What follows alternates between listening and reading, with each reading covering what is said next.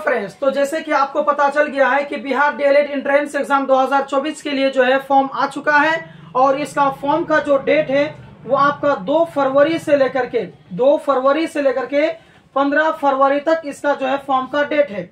यानी 2 फरवरी से लेकर के आपका 15 फरवरी तक इसका फॉर्म फिलअप किया जाएगा। तो इसमें सबसे पहले प्रश्न उठता है कि फॉर्म भरने के समय में कौन कौन से इंपॉर्टेंट डॉक्यूमेंट्स लेके जाने होंगे, यानी कौन कौन से डॉक्यूमेंट्स उसमें चाहिए फॉर्म भरने के समय में और कितना रुपया लगेगा। तो आज के इस वीडियो में मैं आपको हर चीज बताऊंगा फीस को लेकर के कि जब एंट्रेंस एग्जाम का जो फॉर्म भरने के लिए जाएंगे ऑनलाइन तो फॉर्म में कितना रुपया जो कि आपको लगेगा, और उसके साथ साथ में ये भी आपको बताऊंगा कि क्या क्या डॉक्यूमेंट्स आपको लेके जाने होंगे, क्योंकि डॉक्यूमेंट्स नहीं लेके जाएंगे तो फिर प्रॉब्लम आ सकती है। देखिए नोट करेंगे आप, सबसे पहला जो डॉक्यूमेंट्स है वो आपका है फोटो, यानी आपको फोटो लगेगा। दूसरा में है कि आपका जो सिग्नेचर है वो सिग्नेचर इसमें अपलोड होगा, यानी जो आप साइन करते हैं ना वो सिग्नेचर इसमें अपलोड होगा। तीसरा जो डॉक्यूमेंट्स है वो है आपका आधार कार्ड, यानी इसमें जो है आपका आधार कार्ड लगेगा। इतना तो सबके पास में होता है। उसके बाद में आपको जो है डॉक्यूमेंट्स जो लगेगा उनमें से एक है आपका 10th का मार्कशीट लग सकता है, ठीक है, 10th का मार्कशीट, ठीक है, ये आप जरूर ले लेंगे। उसके बाद में 5वें नंबर में जो डॉक्यूमेंट्स है वो है आपका 12th का मार्कशीट, यानी इसमें आपको जो कि 12th का मार्कशीट लग जाएगा, ठीक है।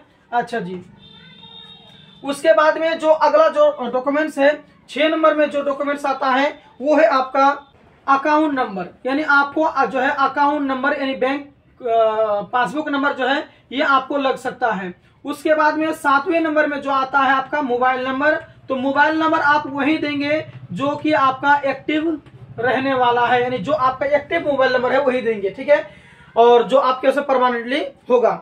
उसके बाद में ईमेल आईडी, ईमेल जो कि ये भी लग सकता है आपका ईमेल आईडी लग सकता है। उसके बाद में जो सबसे मुख्य और मेन है वो है आपका निवास प्रमाण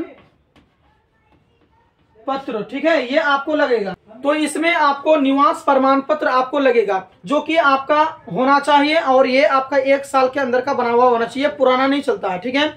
निवास प्रमाण पत्र आपका 1 साल के अंदर का होना चाहिए। निवास प्रमाण पत्र हो गया। उसके बाद में आपका जो है कास्ट सर्टिफिकेट होना चाहिए, कास्ट सर्टिफिकेट, ठीक है, ये आप बना लेंगे।